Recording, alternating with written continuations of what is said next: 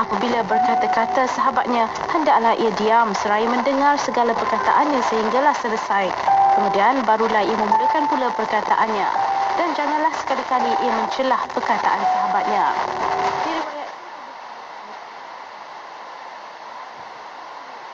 Sallallahu alaihi wasallam sabda, sesiapa yang berusaha untuk menunaikan hajat saudaranya, sesungguhnya Allah akan menunaikan hajatnya juga. Sesiapa yang melepaskan satu kesusahan yang menimpa seorang muslim, Allah akan melepaskannya daripada satu kesusahan. Sesiapa yang menutup keburukan seorang muslim, Allah akan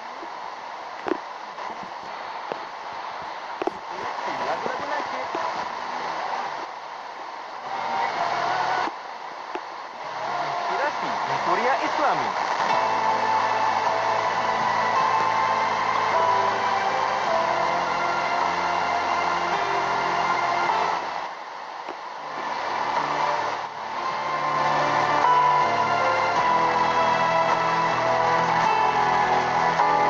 Suatu waktu dunia penuh kekufuran, lahirlah seorang anak di kota Mekah dengan pertanda kenabian, tabahnya menjulang kebenaran, diberi gelaran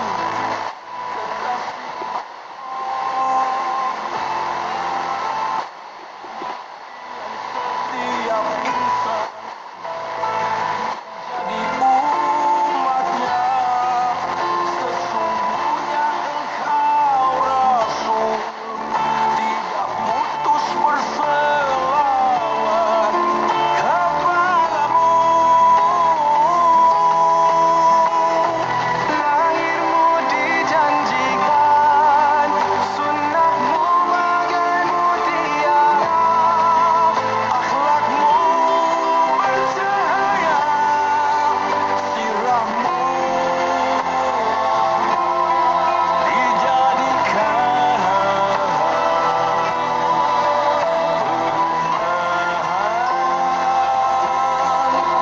hidupku. Ya Habibi salamun alaik, ya Nabi salamun alaik, ya Rasul salamun alaik, ya khaira khalqillah. Ya Habibi salamun alaik, ya Nabi salamun alaik, ya Rasul salamun alaik, ya Rasulullah.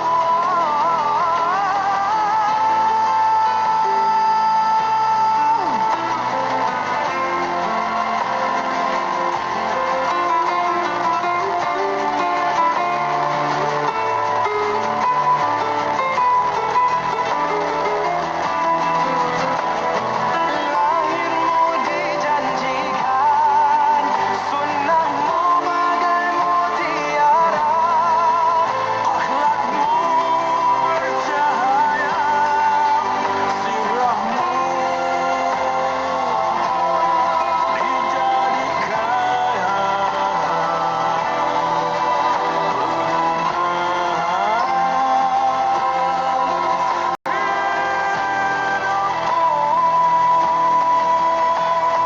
Ya Habibi salamun alaik, ya Nabi salamun alaik, ya Rasul salamun alaik, ya khaira khalqillah. Ya Habibi salamun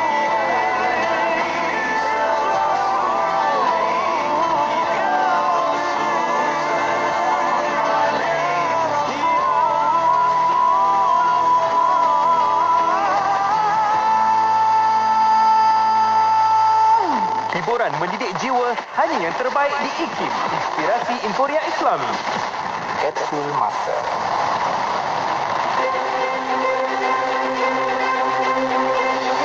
April 1959, rang Undang-Undang Perlembagaan Majlis Agama Islam Pulau Pinang dan Seberang Perai telah diluluskan oleh Majlis Mesyuarat Negeri Pulau Pinang dan Seberang Perai. Penubuhan Majlis Agama Islam ini adalah perlu memandangkan ianya selaras dengan Perlembagaan Persekutuan Tanah Melayu, iaitu agama Islam sebagai agama rasmi. Kelulusan penubuhan majlis ini bukan sahaja menjadi tunggak utama ke arah mengendali dan mengawasi hal ehwal dan kebajikan umat Islam, malah ia juga turut membolehkan majlis ini mentadbirkan segala perkara yang berkaitan dengan agama Islam dan penganutnya dengan jujur, adil dan saksama. Dengan lulusnya rang Undang-Undang Perlembagaan Majlis Agama Islam Pulau Pinang dan Seberang Perai tersebut, ianya merupakan detik awal ke arah penubuhan Majlis Agama Islam Pulau Pinang yang akan bertanggungjawab sepenuhnya dalam melaksanakan dan mengendalikan hal ehwal agama dalam negeri Pulau Pinang dan Seberang Perai. Petikan fakta ini disediakan oleh Seksyen Dokumentasi dan Penerbitan Arkib Negara Malaysia.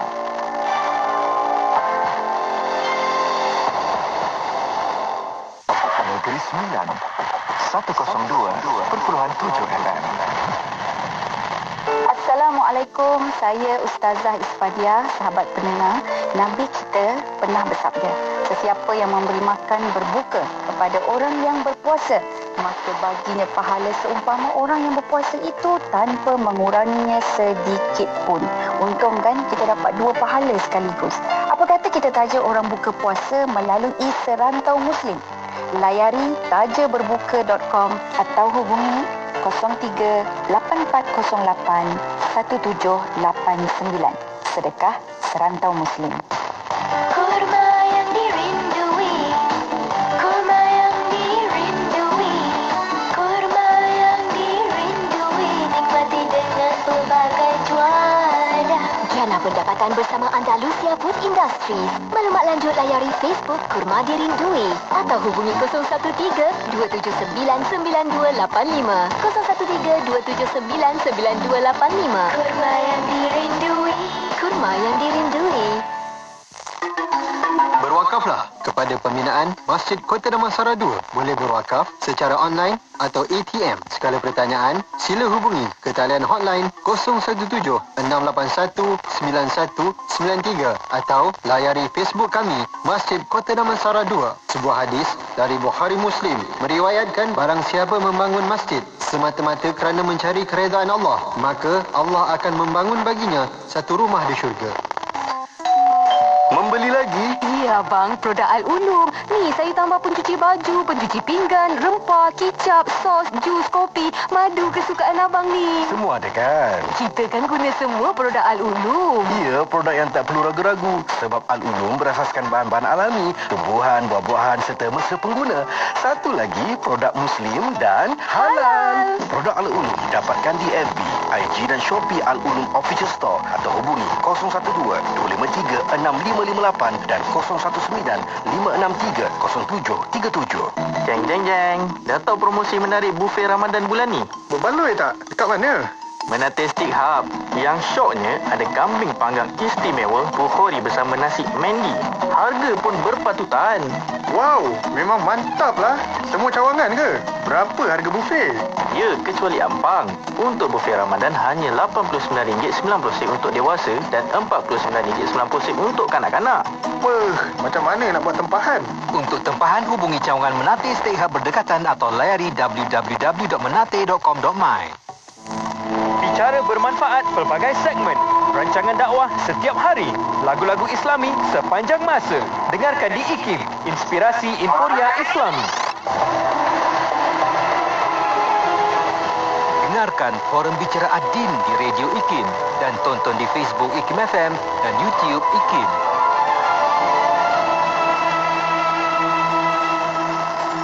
Assalamualaikum warahmatullahi wabarakatuh. Terima kasih untuk anda setia bersama dengan kita di Radio IKIM dan diberi kesempatan untuk ditonton oleh para pendengar, para sahabat kita di luar sana melalui Facebook dan juga di YouTube mengalung-alungkan anda untuk bersama dalam forum khas pada ketika ini. Forum Bicara Adin kita bawakan ke udara untuk bersama-sama dengan kedua-dua tetamu yang dah pun bersedia bersama dengan kita, dan Alhamdulillah dipilih bersempena dengan sambutan sempena Hari Bumi 2021 ataupun Earth Day, kongsian tentang pulihkan kembali bumi, tanggungjawab ummah.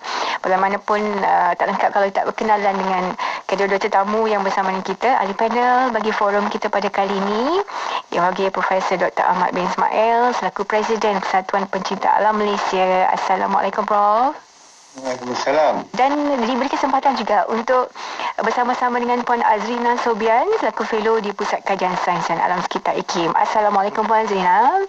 Waalaikumsalam. Terima kasih beri kesempatan untuk kita bersama dalam forum kali ini. Saya bersama dengan Prof dulu, ya Puan Azrina, untuk kita mulakan sesi forum kita pada kali ini.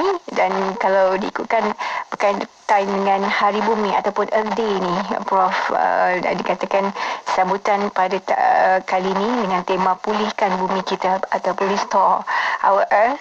Dan mungkin boleh diberikan sedikit sebanyak tentang latar belakang sebenarnya, Prof, berkaitan dengan sambutan kita ini. Boleh dikatakan daripada tahun 1970-an lagi, dan juga untuk tahun ini mungkin ada keistimewaannya di sebalik tema pulihkan bumi kita. Prof, silakan. Terima kasih. Assalamualaikum warahmatullahi wabarakatuh. Salam. Saya pertama kali ucapkan terima kasih kepada pihak IKIM telah menjemput saya untuk bersama-sama membincangkan isu yang sangat penting untuk bukan saja untuk negara kita tetapi untuk seluruh dunia.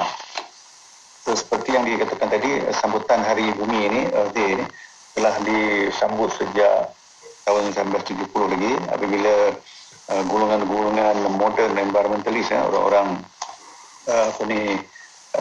yang sukakan alam sekitar ni, apabila mereka melihat akibat daripada aktiviti industri menyebabkan pencemaran air dan pencemaran udara, maka mereka demand menuntut supaya pihak yang berkuasa cuba membersihkan atau mengurangkan pencemaran air dan pencemaran udara. Inilah satu yang penting yang mana semua masyarakat perlu bekerjasama dan memahami kenapa kita sambut Hari Bumi ini.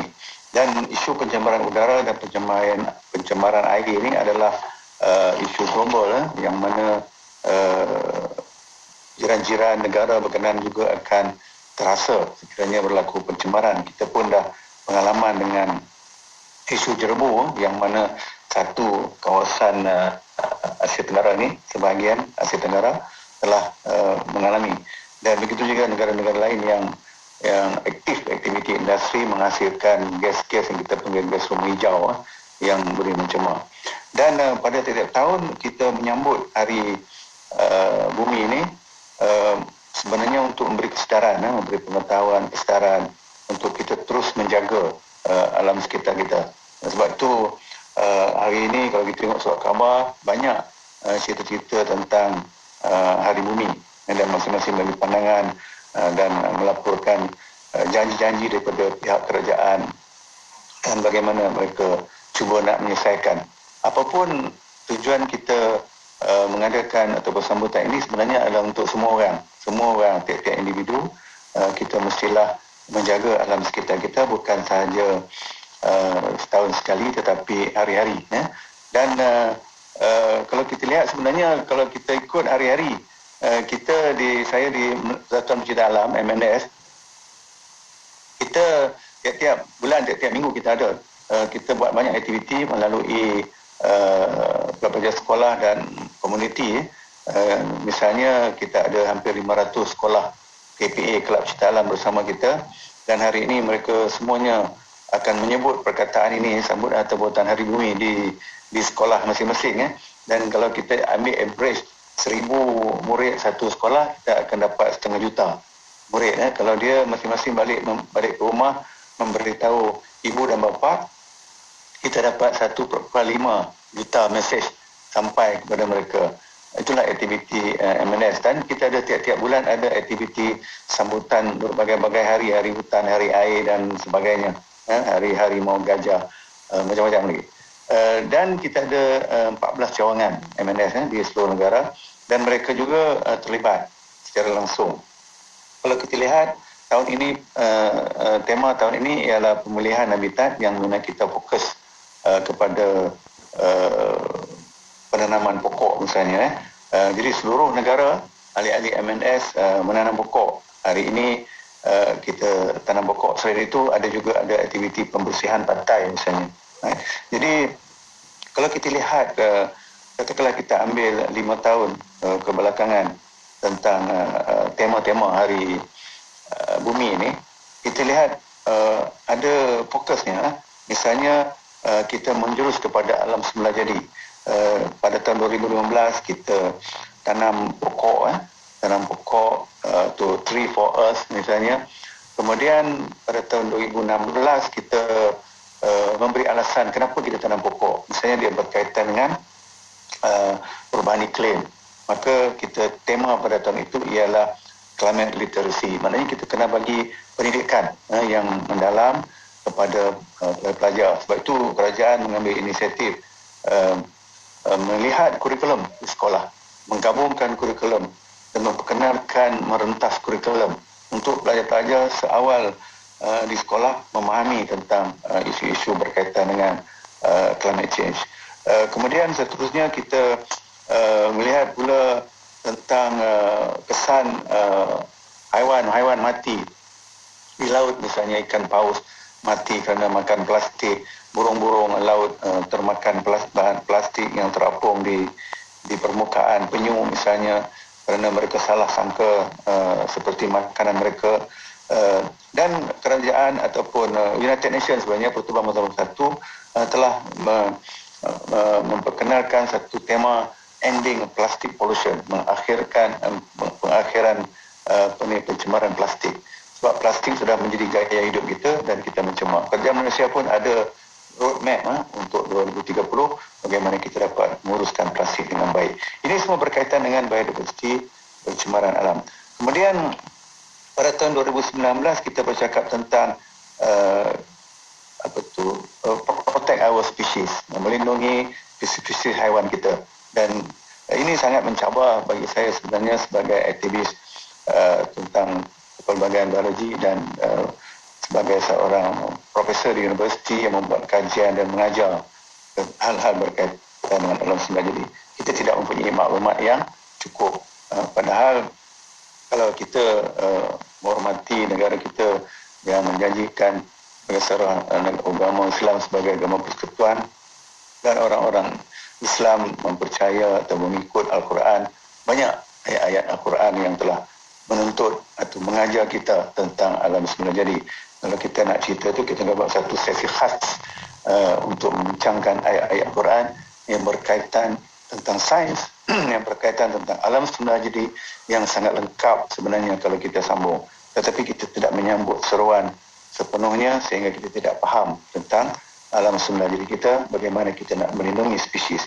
Kemudian pada tahun 2020 kita kembali lagi kepada isu tentang iklim untuk tindakan kita. Selepas 2016 kita bercakap literasi, climate literacy and environment. Tahun 2020 kita ungkit balik, adakah kita memahami, adakah kita mengamalkan tentang isu-isu itu.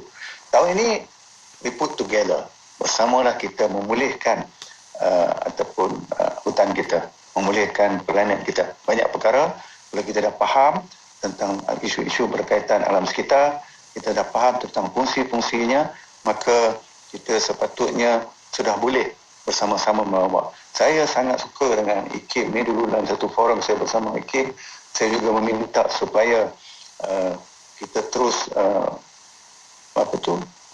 globalization, betul, nationalization. Maknanya minta semua orang dari Perlis sampai ke Sabah untuk bersama menghayati apa yang disebut dalam Al-Quran berkaitan dengan pemeliharaan alam sekitar, kepahaman tentang hutan, alam semula jadi, peranan bees, lebah, sekecil-kecil lebah dalam pollination, penembungaan dan sebagainya. Dan kita tidak pernah pun bercakap secara terperinci, secara menyeluruh. Saya faham, saya tahu dan saya kenal ahli-ahli di IKIM tu yang boleh menceritakan semua ini dan ada buku-buku yang mereka keluarkan. Tetapi kita mesti debatkan di peringkat negara supaya kita dapat bersama-sama menterjemahkan ilmu yang kita ada, isi perkataan-perkataan ataupun perintah-perintah dalam Al-Quran kepada rakyat seluruhnya. Dan saya mengalu-alukanlah kalau IKIM dapat bersama dengan Kesatuan Cipta Alam MNS, kita boleh mudahkan dengan sekolah-sekolah di Kuala Lumpur dulu dan membuat aktiviti di Bukit Persekutuan sana supaya kita dapat memberi pendidikan kepada penduduk bandar tentang isu-isu alam sekitar, keperluan hutan dan sebagainya. Sebab itulah kalau nak tahu tentang teras utama yang telah digariskan untuk tahun Hari Bumi tahun ini, apa yang saya ceritakan tadi itu sebenarnya merangkumi dari urutan dari tahun 2016 sehingga sekarang berlaku. Sekarang bulan puasa kita bercakap tentang makanan, di mana kita buang makanan dan kita tidak pun pernah fikir secara terperinci daripada makanan itu datang. Padahal dalam Al-Quran ada proses kehidupan liar, lepas tu kita ternakkan dia, macam mana kita nak kenakkan dia, cerita pasal kandang pun ada. Tetapi kita tak perincikan supaya seluruh rakyat faham bagaimana kita nak menguruskan makanan kita. Kita ambil contoh haiwan ternakan dan lain-lain lagi, penggunaan racun yang berlebihan dan sebagainya, banyak perkara. Kemudian seperti yang kita tadi, improving, meningkatkan pemahaman dan kesedaran kita tentang perubahan iklim. Ini juga ada diceritakan. Kemudian apa kita nak buat? Sama-sama kita bersihkan alam sekitar kita. Kita bersihkan plastik yang ada di pantai. Kita wujudkan sukarelawan bersama dengan MNS. Kita tanam pokok ini sebenarnya untuk program untuk mendapat peranan hutan semula. Peranan kanopi pokok itu sangat penting dalam mengawal kestabilan bumi dan kesejahteraan kehidupan kita. Begitulah juga pendidikan. Citizen science yang kerajaan popularkan dasar kepelbagaian biologi negara itu kita patut laksanakan. Dan bagaimana kita nak laksanakan? Kita kena buat program pendidikan. Dan dalam Islam sangatlah memerlukan pendidikan. Setiap manusia dia akan belajar daripada bayan sampailah ke yang lahat. Kemudian dan wajib ke atas lelaki dan perempuan. Jadi kalau kita tak buat perkara itu, maknanya sesuatu yang tidak lengkap lah. Jadi kita ambillah sempena bulan puasa yang mulia ini, kita dapat memahami isu-isu berkaitan alam sekitar dan peranan kita bagaimana kita nak menangani isu-isu yang kita perbincangkan sekarang ini supaya sama-sama kita dapat selesaikan, insya-Allah. Terima kasih setakat dulu. Baik, terima kasih Prof. Sikit imbasan berkaitan dengan sambutan Hari Bumi. Pun saya kira untuk mereka yang bersama-sama kita ketika ini ke udara dan juga secara langsung kita tonton, dapat kita dengarkan forum bicara Adin yang kita bawakan khas sempena sambutan Hari Bumi 2021. Pulihkan kembali bumi, tanggungjawab ummah. Dan kita akan bersama dengan Puan Azina selaku fellow Pusat Kajian Sains dan Alam Sekitar di Institut Kefahaman Islam Malaysia sendiri, di mana kalau kita sebutkan tentang hari-hari tertentu, Hari Bumi mana kita sambut pada kali ini, kadang-kadang ada juga persepsi yang timbul berkaitan tentang sambutan selainnya yang tak ada dalam peristiwa ataupun dalam takwim Islam. Sebabkan hinggakan Hari Ibu sekalipun banyak sekali pertikaiannya. Saban tahun ada saja isu yang timbul. Tapi bagaimana pandangan Islam? Mungkin Puan Azina boleh kongsikan berkaitan dengan sambutan dan juga pelbagai aktiviti yang dikongsikan oleh Prof sebutkan tadi bagi kita nak raikan sambutan Hari Bumi. Silakan Puan. Terima kasih Fairuz ya. Assalamualaikum warahmatullahi wabarakatuh. Bismillahirrahmanirrahim. Alhamdulillah, syukur kehadirat Ilahi kerana dengan limpah dan izinnya dapat kita bersama-sama dalam rancangan forum bicara Adin hari ini. Yang dihormati rakan ahli panel Prof. Dr. Ahmad bin Ismail. Sebenarnya Fairuz, bila saya nampak ada nama Prof sebagai rakan ahli panel ni, saya sebenarnya sangat cakap seronok lah ya, sebabnya saya tahu Prof. Ahmad bukan saja akan cakap tentang something yang teori atau konsep dan sebagainya, tetapi Prof akan bercakap tentang apa yang telah pengalaman beliau dan sebagainya. Dan sebenarnya memang seronok kalau kita dapat mendengar pengalaman di lapangan dalam usaha-usaha untuk menjaga alam sekitar kita ya. Okey, saya juga ingin ambil kesempatan ini untuk mendoakan sebagai kepada semua penonton forum ini ya. Saya harap semua penonton sihat walafiat, terus ceria dan bersemangat untuk melaksanakan ibadah puasa tahun ini insya-Allah ya. Dan berbalik pada soalan yang diajukan tadi ya, saya rasa yang kita nak tahu adalah sama ada sambutan Hari Bumi itu selari ataupun tidak dengan pandangan hidup Islam ya. Pada pandangan saya, sambutan Hari Bumi itu tidaklah bertentangan dengan ajaran Islam ya. Walaupun tidak disebut di mana-mana tentang perlunya satu sambutan khusus untuk meraihkan bumi kita ini, tetapi kalau kita melihat secara keseluruhannya, ajaran Islam itu amat mesra dengan persekitaran dan juga Islam banyak menuntut kita sebagai seorang Muslim untuk menjadi seorang yang prihatin terhadap persekitaran kita ya, Virus ya. Dan bila kita menyebut tentang sikap prihatin tadi, sebenarnya inilah sikap yang kita hendak pupuk melalui sambutan Hari Bumi ya, yang kita kata tadi telah diadakan sejak tahun 1970 ya. Dan kalau kita lihat sendiri dalam ajaran Islam sendiri terdapat banyak sekali prinsip-prinsip ataupun nilai-nilai yang mengajar kita untuk menjadi seorang Muslim yang sayang, cinta dan tak bertanggungjawab terhadap alam dan isinya ya. Dan kalau boleh saya nak kongsikan beberapa prinsip di sini Fairuz ya, mungkin dalam 5 prinsip sahaja, iaitu yang pertamanya konsep ataupun prinsip tauhid, iaitu keesaan Allah SWT. Di mana di bawah prinsip ini apa yang ditekankan ialah Allah adalah Maha Berkuasa, Dia adalah Esa dan Dia adalah punca kepada segala yang ada dalam alam ini. Dan prinsip ini menunjukkan bahawa semua yang ada di bumi ini diciptakan oleh Allah SWT, kerana salah satu sifat Allah itu sendiri adalah Dia adalah Maha Pencipta ya. Dan pastinya ciptaan Allah itu adalah sebaik-baik ciptaan, sempurna dan tiada cacat celanya ya. Dan Allah SWT menciptakan sesuatu itu pun ada fungsi dia sendiri ya. Dan sebagai contohnya pokok antaranya fungsinya adalah untuk menunjukkan bumi ya. Dalam tanah ada cacing, dia gemburkan tanah, dia suburkan tanah dan sebagainya. Manusia juga ada fungsinya di muka bumi ini ya. Jadi bila manusia melakukan sesuatu ya, tingkah laku manusia itu apabila dia buat sesuatu perkara dalam bumi ini, kita hendaklah sentiasa memikirkan apakah tindakan kita itu boleh menjejaskan fungsi-fungsi yang telah dijadikan oleh Allah SWT tadi ya. Dan apakah sepatutnya kita menyoal diri kita ya, apakah kita sebagai manusia, sebagai hamba Allah wajar untuk merosakkan segala ciptaan Allah yang memang telah sempurna ini ya. Terus yang keduanya tentang prinsip khalifah ya. Saya rasa prinsip-prinsip ini banyak telah kita dengar ya, tapi saya ingin kongsikan sekali lagi sebagai ulangan supaya kita dapat sama-sama ingat semula, belajar semula dan sebagainya ya. Okey.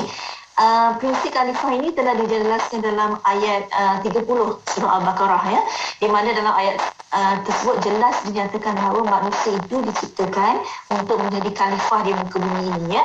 Dan pelantikan ini sebenarnya bukanlah untuk menunjukkan bahawa manusia itu sangat hebat ya, sangat istimewa ya, tetapi ia datang dengan satu tanggungjawab yang sangat besar ya.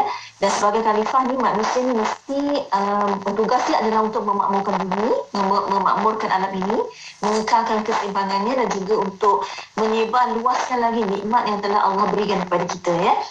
Dengan kata lain ataupun dengan bahasa yang lebih mudah lagi adalah menjaga alam ini, kita kena jaga alam ini untuk menjadikannya satu tempat yang baik untuk diduduki oleh semua makhluk ya.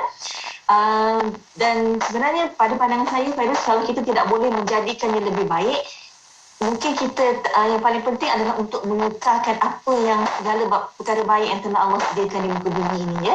Dan sebagai seorang khalifah ya, saya selalu juga cakap dalam rancangan radio dan sebagainya, kita yang telah dilantik sebagai khalifah ini kena tanya pada diri kita ya, apabila kita pergi nanti ataupun kita tidak ada di muka bumi ini, apakah bentuk alam yang hendak kita tinggalkan kepada anak-anak kita, kepada generasi kita akan datang. Sebab selalunya virus bila kita orang golongan yang lebih tua ni, dia nak meninggalkan sesuatu kepada golongan anak-anak dia, keturunan dia dan sebagainya, dia hendak meninggalkan sesuatu yang lebih baik. Kita ni bekerja, mendapat gaji dan sebagainya, mengumpul harta dan sebagainya, kita nak serahkan kepada keluarga kita nanti.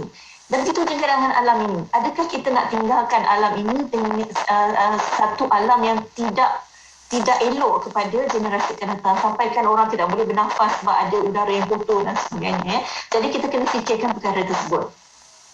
Prinsip ketiga adalah amanah. Yang ini ada kaitannya dengan peranan manusia sebagai khalifah tadi.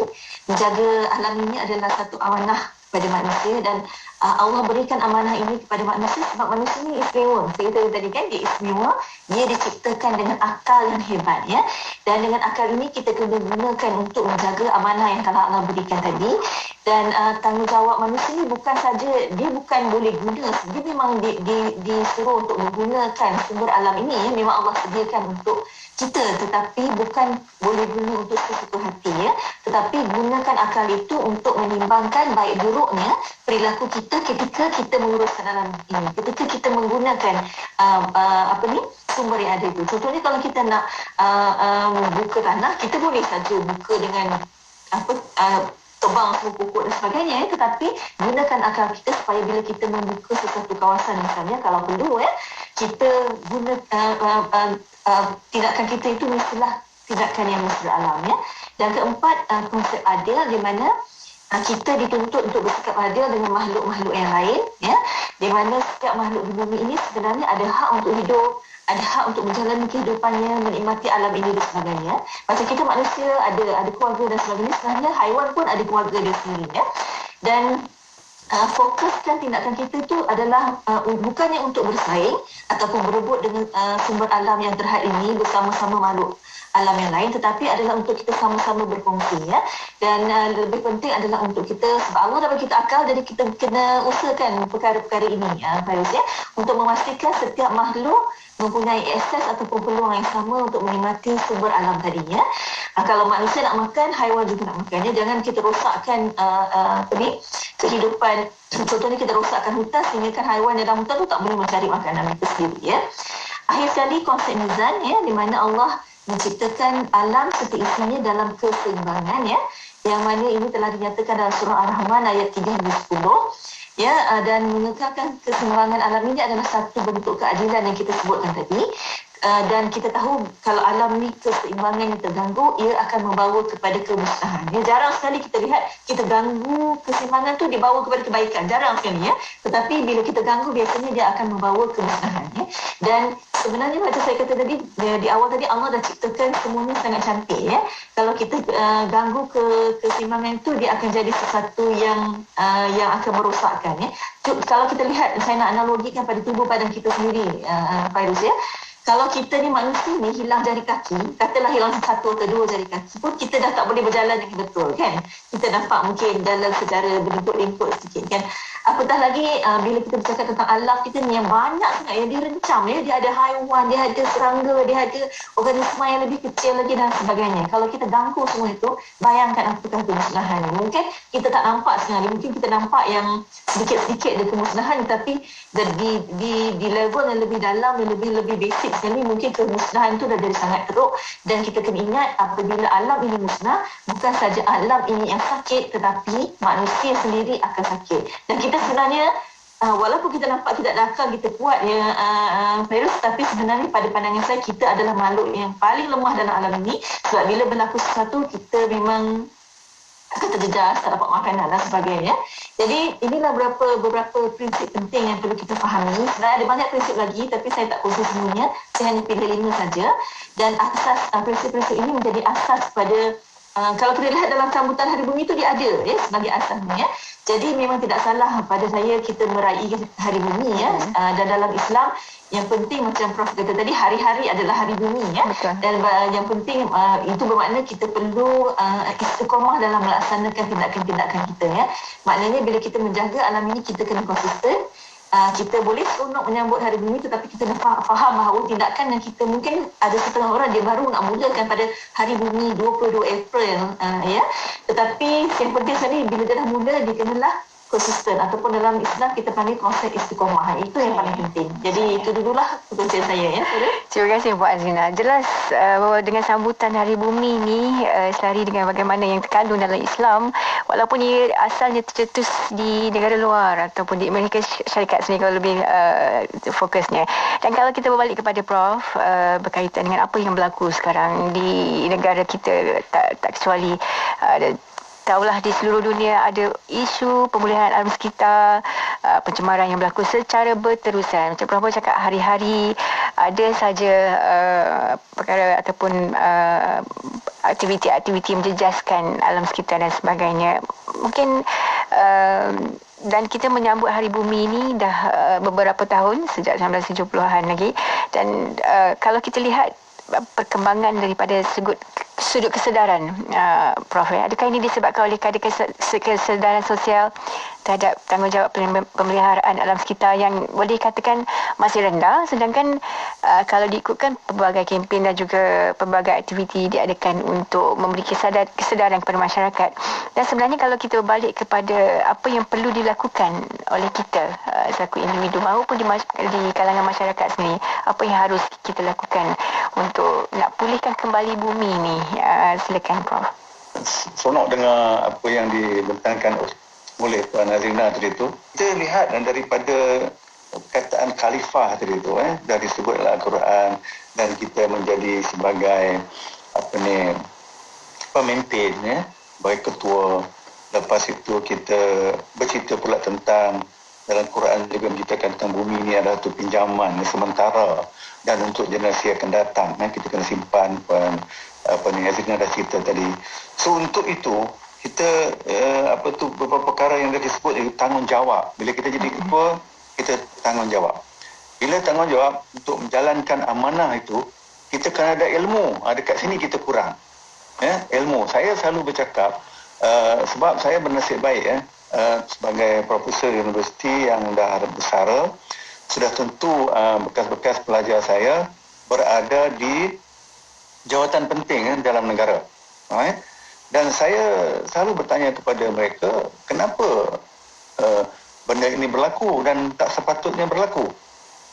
Macam-macam jawapan. Dan antaranya saya dapat buat kesimpulan bahawa mereka tidak mendapat maklumat yang lengkap dan cepat. Dan cepat. Ini punca utama yang saya nampak. Jadi bila dia tidak ada maklumat yang lengkap dan tepat dan segera, mereka tidak dapat memberi satu nasihat yang baik kepada pihak tertentu untuk membuat keputusan. Sebab itu kalau kita lihat bila kita ada kawasan tanah rizab yang disimpan sejak tahun sebelum mereka, zaman British lagi, mesti ada sebab kenapa kawasan itu disimpan. Tetapi kita tidak membuat kajian. Katakanlah kawasan yang ada disentuh tadi oleh Azrina tentang kompleksiti hutan. Apakah peranan haiwan-haiwan dalam hutan? Kadang-kadang kita saya 30 lebih tahun pun bekerja dekat, tidak lengkap, tak dapat nak cerita pasal ikan pig swamp, ikan paya, hutan paya misalnya. Tanah gambut, kawasan tanah gambut pun tidak lengkap. Bagaimana nak mencari keunikan ekosistem itu yang mana ikan itu berada. Dan kenapa ini berlaku? Kerana mereka mempunyai satu maklumat penting yang akhirnya memberi faedah kepada manusia. Tapi kita tak jumpa. Kita tidak membuat kajian. So saya selalu bercerita dengan, bila saya berjumpa dengan ahli-ahli yang selalu berceramah tentang agama Islam ni, mereka menceritakan tentang hidup di dunia, lepas tu akhirat, lepas tu pahala, dosa ni. Saya selalu bertanya, bagaimana kita nak dapat pahala dan masuk ke syurga? Dan semuanya kena buat kerja tu di dunia. Tapi apa yang Puan Azrina cerita tadi itu, kita nak simpan apa untuk anak cucu kita. Kita tak melihat secara menyeluruh biodiversity. Sebenarnya dalam Quran jelas dia kata setiap satu tu ada nama. Tapi kita tak fokus pun pada ilmu taksonomi. Kita kata tak ada kepentingan ekonomi. kita tak fokus kepada bidang taksonomi, kita kata tidak ada kepentingan ekonomi. Apa kepentingan ekonomi?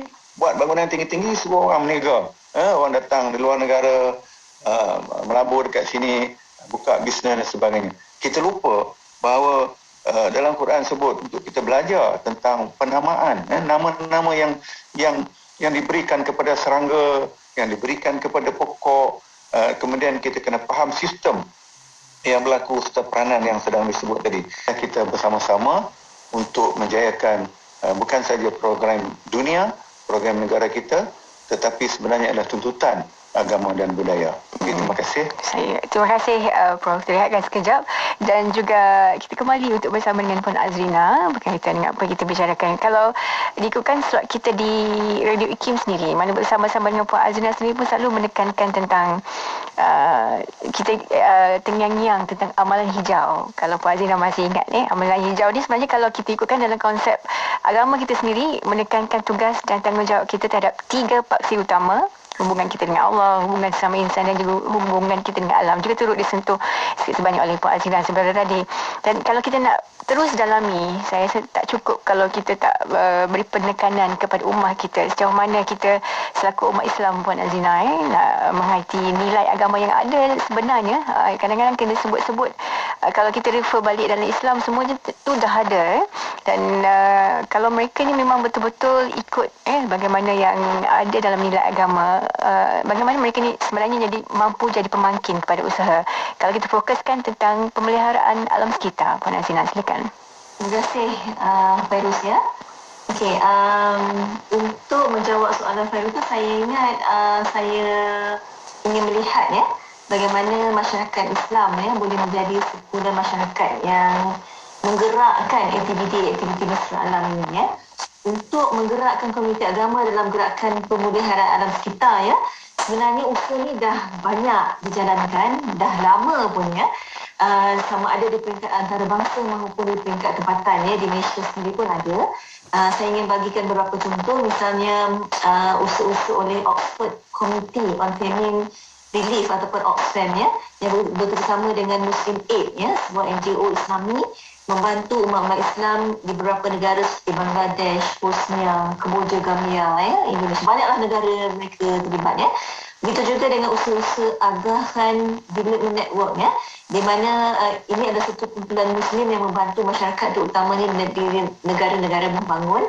Tidak ketinggalan juga WWF yang telah sekian lama bekerjasama dengan pelbagai kumpulan agama dalam usaha pemulihan alam kita. Saya percaya Prof dengan MNS pun memang banyak program juga yang melibatkan komuniti agama ini dan malah Bank Dunia juga turut bekerjasama dengan komuniti agama untuk mengurangkan kemiskinan dan mempromosikan pemeliharaan alam sekitar di negara-negara membangun. Kalau kita lihat apa yang saya tunjukkan tadi, saya sebutkan tadi, kita banyak cakap tentang negara membangun, negara miskin. Kenapa? Sebabnya kita tak boleh menolak hakikat bahawa banyak juga negara Islam yang masih lagi dalam kategori negara membangun dan negara miskin Dan kita tahu aspek kemiskinan ini bukan saja ianya dia akan memberikan kesan yang juga kepada alam sekitar, di mana mereka yang miskin ini sebenarnya tidak ada pilihan. Mereka terpaksa menggunakan sumber-sumber yang ada di sekeliling mereka untuk meneruskan kelangsungan hidup mereka. Sampai ada yang tebang pokok dan sebagainya semata-mata hanya untuk membuat kayu api memanaskan rumah mereka pada waktu malam dan sebagainya. Okey, dalam konteks komuniti agama di Malaysia, penglibatan mereka dalam saya nak lihatkan kelebihan kalau kita dapat menggunakan atau kita dapat menggembeling komuniti agama Islam di Malaysia ini Di Malaysia ini sendiri terdapat begitu banyak masjid dan surau serta sekolah-sekolah agama. Dan bukan saja itu, kita juga ada banyak institusi ataupun organisasi kerajaan maupun bukan kerajaan yang Islamic based. Dan saya nak bagi contoh tentang masjid di Malaysia, masjid yang berdaftar dengan JAKIM saja ada sebanyak 6,505 buah masjid, manakala terdapat 17,555 surau yang berdaftar buah JAKIM. Data ini sehingga 20 hari bulan April 2021 Jadi ini hanya di bawah JAKIM. Kalau kita lihat dalam kerajaan negeri lagi ada masjid bersendiri dan sebagainya Data Kementerian Pendidikan pula menunjukkan bahawa sehingga Januari 2020 terdapat 222 sekolah agama yang terdiri daripada sekolah menengah kebangsaan agama, sekolah agama bantuan kerajaan menengah dan rendah serta prasekolah ya. Dan pelajar yang terlibat di dalam sekolah-sekolah ini adalah lebih kurang 123,707 orang ya. Jadi walaupun dia tidaklah sampai berjuta-juta, tetapi pada pandangan saya kalau kita dapat menggembelengkan institusi agama, agensi agama, pertubuhan agama Islam serta dapat kita mencapai pelajar-pelajar di sekolah-sekolah agama ini, itu adalah satu usaha yang sangat baik ya, terutama misalnya dalam kalangan pelajar ni kalau kita dapat didik mereka tentang alam sekitar pada usia yang muda, kita tahu kita kalau nak mendidik seseorang individu itu kita perlu mula dengan usia yang kecil ya, supaya mereka dapat faham, dapat terima, dapat kekal dalam diri mereka insya-Allah ya. Okey, berkaitan dengan aktiviti pula ya, pada pandangan saya perkara asas yang boleh dilakukan oleh komuniti agama ialah memberi sokongan terhadap usaha-usaha pemulihan alam sekitar yang telah digerakkan sama ada oleh kerajaan, oleh NGO dan sebagainya ya. Dan sokongan komuniti agama ya, contohnya ulama, agamawan dan sebagainya ini saya rasa sangat penting dan bermakna dalam usaha-usaha pemulihan alam sekitar ya. Ini secara tidak langsung menunjukkan kesatuan, menunjukkan kebersamaan kita sebagai komuniti agama dalam menangani masalah alam sekitar ini bersama-sama dengan segmen komuniti yang lain ya, bersama-sama dengan kerajaan dan sebagainya ya. Selain sokongan ya, kita tak boleh sokong je virus ni, kita kena buat sesuatu juga ya. Sebab kalau kita sokong, kita cakap saya sokong saja tapi saya tak buat tu macam tak nampak sangat apa kesan nanti ya. Jadi aspek penglibatan sangat-sangat penting ya. Di mana penglibatan ini bermaksud komuniti agama terlibat secara langsung dengan pelbagai aktiviti pemeliharaan alam sekitar ya. Saya nak bagi contoh, misalnya masjid boleh mengadakan pelbagai aktiviti untuk memberikan kesedaran serta mendidik masyarakat ataupun kariah mereka ya. Bukan saja program ya, pihak masjid juga boleh menjadikan tempat ibadat itu sendiri sebagai satu tempat ibadat mesra alam ya, di mana aspek-aspek menjimat air, jimat tenaga boleh dilakukan di situ ya. Dan bukan itu saja, mungkin boleh kalau ada suka dan sebagainya boleh uruskan dengan baik dan sebagainya ya. Jadi masjid ni boleh kita lihat sebagai macam saya kata tadi, penggerak kepada amalan hijau masyarakat setempat ya. Dan ini sangat kalau dapat dijaya dengan baik, insya-Allah kita dapat kumpulkan masyarakat, lebih ramai masyarakat Islam untuk terlibat dalam program-program yang baik seperti ini ya. Okey, selain sokongan dan perlibatan, saya lihat komuniti agama, terutamanya ketua agama ya, sepatutnya menjadi satu komuniti yang mampu mendidik masyarakat menjadi masyarakat yang mesra alam, dan di mana kita nak, kalau boleh ya, para imam kita, guru-guru agama, pegawai agama, alim ulama, ustaz dan sebagainya itu memainkan peranan yang penting ya. Dan ajaran-ajaran, kita tahu kalau mereka yang pakar-pakar tentang agama ni, mereka bukan saja boleh ajar tentang agama ya, tetapi kalau mereka boleh bawa aspek agama tu dalam konteks alam sekitar tu sangat baik ya.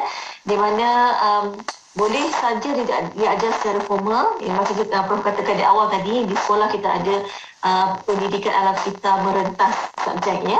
Tetapi boleh juga diajar dalam bentuk informal ya, macam di masjid, dalam khutbah ya. Memang dah ada tapi mungkin boleh kita gerakkan lagi. Mungkin dalam kerjasama aktiviti masjid dengan pertubuhan NGO dan sebagainya ya. Semua itu boleh dilakukan sebenarnya ya. Sebenarnya setakat yang saya lihat buat masa ini adalah kadang-kala mereka yang pakar dalam bidang agama ni, mereka tak begitu yakin ya untuk memasukkan input alam sekitar tu sebagai salah satu aspek bila mereka bagi ceramah dan sebagainya. Mereka kata kita tak tahu ya. Tapi sebenarnya dia tidak sesukar mana ya, pada pandangan saya. Kalau mereka dapat kongsikan apakah yang telah dinyatakan dalam Al-Quran tentang alam sekitar, apakah yang telah dari segi sejarah Islam apa dia ya, dari segi hadis ya, apa yang Nabi buat ya. Kita tahu Nabi dia jahit kasut ya, itu sebenarnya salah satu yang selalu disebut sebagai mengitar semula lah ya. Nabi pun kalau semayang Aidilfitri dia akan pakai jubah dia yang paling cantik, bukan yang baru tapi yang paling cantik dia ada. Maksudnya dia simpan tapi dia jaga dengan baik-baik dan dia pakaikan jubah tersebut. Dia tak semestinya kita beli yang baru Dan jadi untuk walaupun kita kata tadi kita nak komuniti agama lebih banyak terlibat dalam aspek pembelian alam sekitar ini, tapi untuk merealisasikan perkara ini kita memerlukan golongan-golongan komuniti agama ni memerlukan sokongan Paling utama adalah dari segi mereka nak faham apakah isu sebenarnya Dia orang nak tahu apa sebenarnya isu alam sekitar, terutama sekali isu di setempat, di tempat mereka. Contohnya kalau mereka di Johor, di area Sungai Kim tu, mereka tu sentuh itu. Jadi dia lebih dekat dengan komuniti itu. Kalau saya di Shah Alam, apa isu dia? Atau di KL ni, dekat-dekat IKIM ni, apa isu dia? Itu lebih bagus. Tetapi dalam masa yang sama, perlu juga tahu tentang isu antarabangsa. Contohnya yang paling kita nak semua orang faham sekarang ni adalah perubahan iklim. Yang nampak sangat. Saya rasa bila kita cakap tentang perubahan iklim ni, ramai orang cakap, benda ni jauh sangat dari kita ni. Bukan tak ada kena-mengena Ini yang paling kita nak pastikan supaya dapat kita ubah pemikiran masyarakat kita bahawa apa yang berlaku pada iklim kita, perubahan iklim tu memang akan memberi kesan kepada kita lah di Malaysia juga Dan selain itu saya juga ingin kongsikan tentang bagaimana sokongan komuniti Muslim di Malaysia yang telah turut serta dalam menjayakan deklarasi Islami mengenai perubahan iklim ataupun Islamic Declaration on Climate Change yang telah dimulakan pada tahun 2015 di Istanbul. Dan saya ingat lagi pada tahun 2020 mereka ada buat perbincangan juga untuk melihat sejauh mana perkembangannya, sejauh mana pencapaian mereka dan sebagainya Dan kita tahu tujuan utama deklarasi ini adalah untuk menggesa masyarakat Muslim seluruh dunia bersama-sama untuk memainkan peranan dalam isu perubahan iklim dan melalui ini adalah mereka gariskan beberapa plan tindakan dan sebagainya Walaupun sebenarnya masa perbincangan tahun 2020 itu mereka mengatakan bahawa pencapaian itu tidaklah begitu baik, tetapi kita tidak boleh putus harapan, kita kena teruskan juga lakukan sebaik mungkin Jadi apa yang saya kongsikan tadi, Fairuz, sebenarnya saya nak tunjukkan bahawa komuniti Islam boleh memainkan peranan penting dalam usaha menjaga alam sekitar dan kita bukan saja nak menggerakkan komuniti Islam ni secara satu komuniti tetapi kita nak gerakkan juga komuniti Islam ini bekerjasama juga dengan komuniti agama lain atau komuniti pelbagai peringkat yang lain bersama dengan agensi pertubuhan NGO dan sebagainya. Sebab kalau kita bergerak sendiri pun susah juga. Jadi kita perlu bekerjasama juga dengan pelbagai pihak yang ada di sekitar kita. Terima kasih kepada Zina atas pencerahan dan juga perkongsian bersama dengan pendengar kita pada waktu ini dan mereka yang bersama-sama kita masih lagi bersiaran ketika ini Forum Bicara Adin Istimewa sempena sambutan Hari Bumi 2021 bersama-sama dengan saya ialah Yang Bagi Profesor Dr. Ahmad bin Ismail selaku Presiden Persatuan Pecinta Alam Malaysia dan Puan Zina Sobian selaku Fellow di Pusat Kajian Sains dan Alam Sekitar di Institut Kefahaman Islam Malaysia. Dan kesempatan untuk kita pada ketika ini walaupun berada di hujung-hujung ni sempat lagi mungkin diberi peluang kepada tetamu-tetamu atau panelis kita untuk kesimpulan sebelum kita tutup forum kita kali ini. Silakan Prof. Terima kasih. Sebagai kesimpulan pada perbincangan kita hari ini, saya melihat saya selalu guna pepatah sesat di ujung jalan balik ke pangkal jalan. We go back to basic, pergi kepada perkara asas. Perkara asas kita dah sebut tadi, agama dan budaya. Kita bernasib baik dan kita juga bernasib berada di Malaysia. Dan apa yang kita lakukan hari-hari adalah satu pengajaran. Jangan kata saya bukan pakar alam sekitar, saya bukan dididik oleh bidang alam sekitar, saya belajar agama, ilmu tauhid, tentang hadis misalnya. Itu sebenarnya daripada ilmu yang kita belajar, apa saja pendekatan kita amalkan hari-hari melalui kehidupan kita. Kalau petani misalnya, kalau kita tengok dekat sawah padi di Kedah contohnya kan, di mana dia mula buat sawah? Katakanlah dia mula daripada biji benih. Mana nak dapat biji benih? Macam mana kaedah biji benih? Mesti biji benih yang baik, yang subur, yang bagus untuk menghasilkan pertumbuhan, percambahan yang baik dan menghasilkan padi yang berkualiti. Lepas tu bagaimana kita nak menjaga dia? Airnya, di mana datang, dan kita bagi baja, banyak baja nak bagi, jangan berlumba-lumba memberi baja sehingga membazir. Kemudian kita menggunakan racun, kita membunuh semua haiwan yang ada. Dulu kita boleh tangkap ikan makan, sekarang dah tak ada. Kemudian kita racun itu masuk dalam padi, dalam beras kita makan. Tuhan turunkan burung untuk tolong makan musuh-musuh tanaman. Kita tak faham, pada dalam Quran ada cerita. Jadi benda-benda macam ni kena diintegrasikan, disepadukan.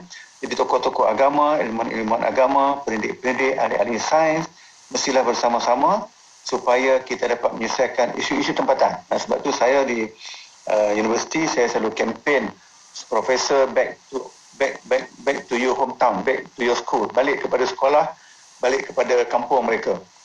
Tak mestinya dia pindah balik ke kampung, tetapi mereka pulang ke kampung untuk mendidik masyarakat tempatan dengan ilmu yang mereka ada. Jadi kesimpulan dia, kita sudah ada agama, kepercayaan kita, Islam sebagai satu agama yang baik, yang perlu kita ikut, dan semuanya sudah dipandu dengan jelas. Kemudian budaya kita sebagai orang Melayu, orang Malaysia, orang Timur yang mempunyai budaya yang mulia, yang baik, yang bagus, bertoleransi, kerjasama, faham tentang adab, dan kita penuhilah dengan ilmu untuk mencapai apa yang kita hendakkan, apa yang kita nak amalkan itu, supaya akhir sekali dalam konteks ini alam sekitar kita terjaga, tidak diracun oleh bahan-bahan kimia, pokok-pokok tidak ditebang, bekalan air bersih cukup, udara bersih cukup untuk hidup dengan sejahtera. Terima kasih. Terima kasih Prof. Kesimpulan kita sebentar tadi. Kita balik kepada Puan Azrina untuk kesimpulan bagi forum kita. Silakan. Terima kasih Fairuz ya. Okey, untuk kesimpulan ni saya nak tegaskan bahawa sebenarnya kalau kita lihat sambutan Hari Bumi ni dah 21 tahun ini Fairuz ya. Kalau ikut usia manusia tu dah agak berumur ya sebenarnya. Dan saya rasa kita perlu kembali menilai diri kita dan melihat sejauh mana pencapaian kita dalam memastikan alam sekitar kita ini dijaga dengan baik ya. Apa yang kita dah buat sebenarnya ya? Kita tanya diri kita. Walaupun umur kita tak 51 tahun, tapi macam saya sendiri dah pun dah nak hampir 50 tahun, saya rasa kena fikir balik sejauh mana saya dah lakukan sesuatu yang baik terhadap alam sekitar kita ini ya. Dan saya rasa ini adalah masanya untuk kita mula bertindak ya. Kita kena melakukan sesuatu ya. Kita tak boleh buang masa lagi dengan bercakap ya, tetapi kita perlu fikir apa yang kita hendak buat ya.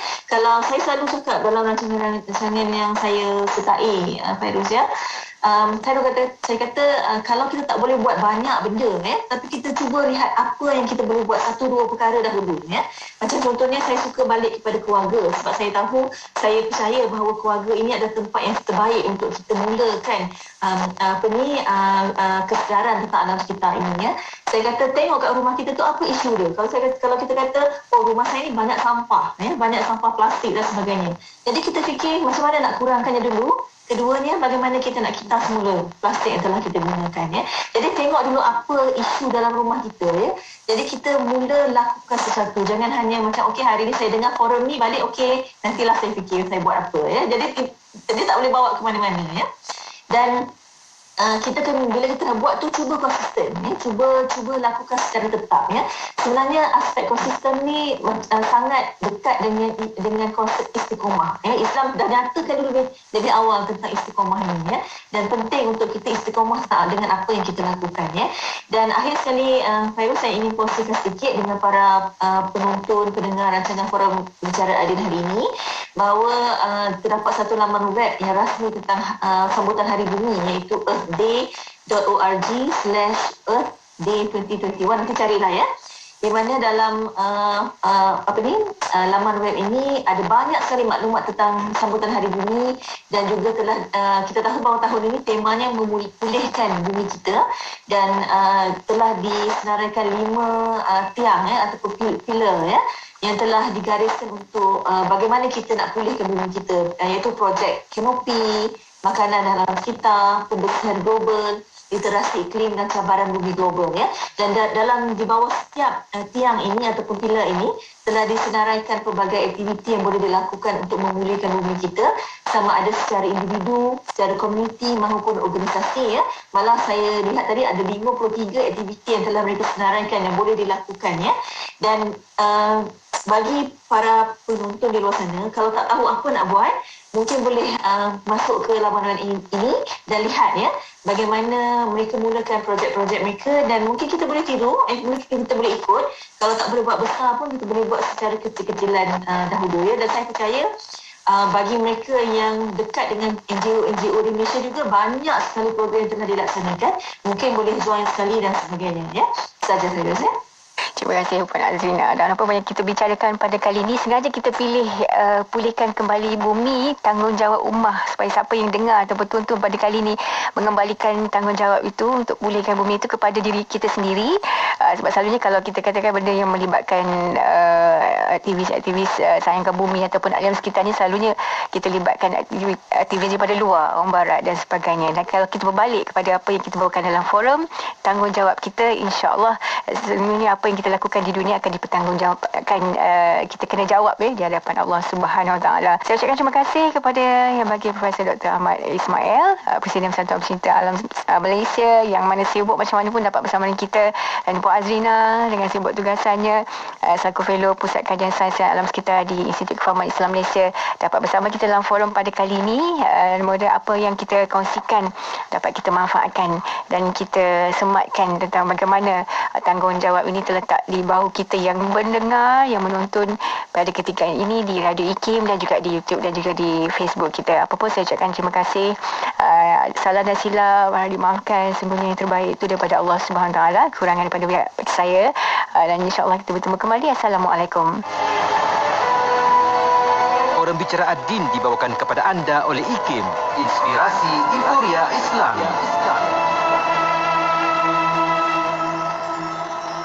Hiburan mendidik jiwa. Kau tak nampak dia tapi Hanya yang terbaik di IKIM. Inspirasi Inforia Islami.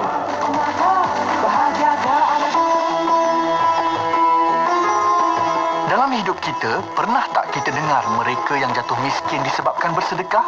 Tak pernah kan? Percaya atau tidak, sedekah tidak akan mengurangi harta. Daripada Abi Hurairah, sesungguhnya Rasulullah SAW bersabda, sedekah tidak akan mengurangi harta. Hadis riwayat Muslim. Imam An-Nawawi mengatakan, para ulama menyebutkan ada dua makna berkaitan dengan hadis ini.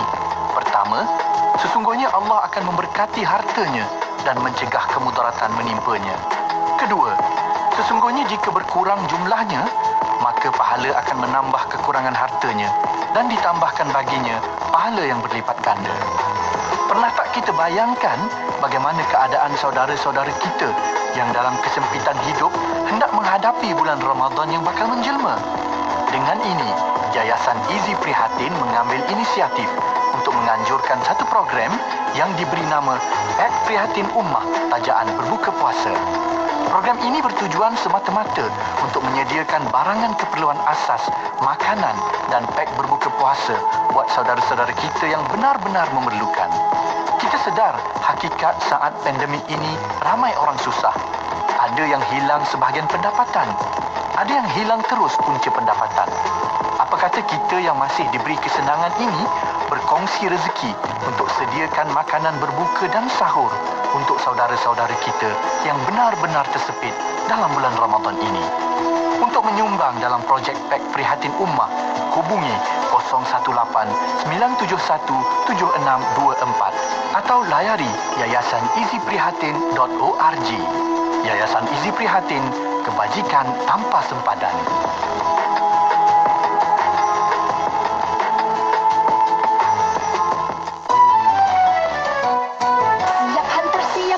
Siap potong masak semuanya mudah. Mudah-mudah, bahan siap dan segar. Asyik-asyik busy saja boleh order, memang murah. Selbaik kan ada, klik pesan saja. Siap depan mata, Selbaik Rider akan hantar segera. Mudah, murah dan pantas. Selbaik mengucapkan selamat menyambut bulan Ramadan Al-Mubarak sertai program Ibadah Ramadan 1442 Hijrah bersama Dapur Selbaik sepanjang Ramadan yang mulia ini. Layari selbaik.my. Pulau Pinang, Perlis, Kedah dan Langkawi, 89.0.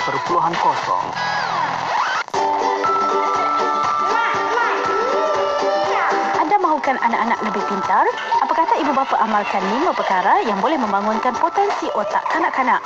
Bawa anak-anak melakukan aktiviti luar seperti ke taman permainan. Latih anak-anak buat keputusan sendiri. Kawal masa menonton TV dan waktu bermain gadget. Galakkan anak-anak makan makanan berkhasiat seperti susu, buah-buahan dan sayur-sayuran.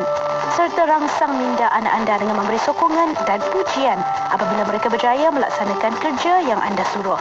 Waktu yang paling menyeronokkan apabila dapat menemani anak-anak anda bermain dan bergurau senda dengan mereka, kan? Tak susah pun. Anak-anak pintar, ibu ayah juga senang hati. Hiburan mendidik jiwa hanya yang terbaik di IKIM. Inspirasi Inforia Islami. Bismillah.